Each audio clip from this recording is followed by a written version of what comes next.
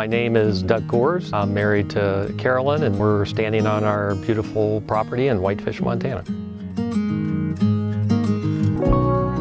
We just love this landscape. The river, all kinds of different forest here, farmland, everything that is quintessential Montana, and we want to preserve that going forward. I'm Laura Katzman. I work with Flathead Land Trust, and I've been a land protection specialist with the organization for the last 15 years. Flathead Land Trust is a nonprofit organization working to conserve the land and water legacy in northwest Montana. So I was really excited when the Corps were interested in a conservation easement. Their property borders almost 2 miles of the Stillwater River. It's got a big, wide riparian area that's forested with native shrubs and other vegetation important for birds and wildlife.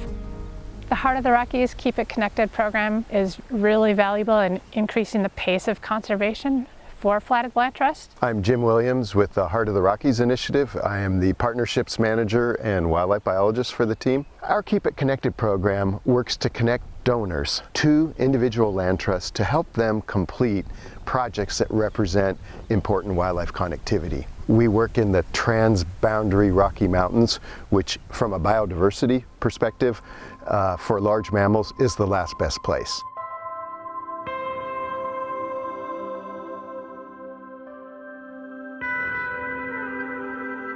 I've got several critter cams on the property, and we've seen grizzly bears, black bears, mountain lions, elk, obviously a lot of deer.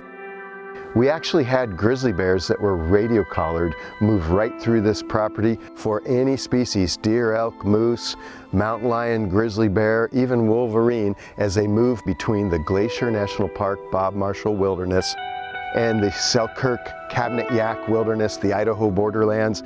They can use this property to avoid residential subdivisions and that footprint of humans, so it's always going to be open. It's a project to protect not just the bird and wildlife habitat in the Stillwater River, but also farmland. You know, this strikes a perfect balance between maintaining wilderness and still being able to be a part of feeding a hungry planet.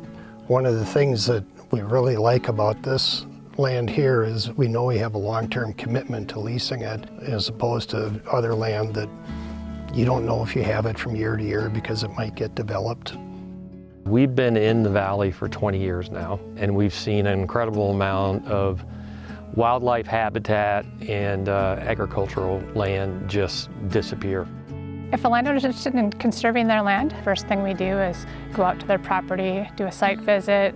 They can show us all the things that are special about their property. We can talk about how they envision the future of their land and how that works with a conservation easement. Land trusts work with these willing agricultural partners when they choose to exercise their property right to plan to keep agriculture on the land and open space.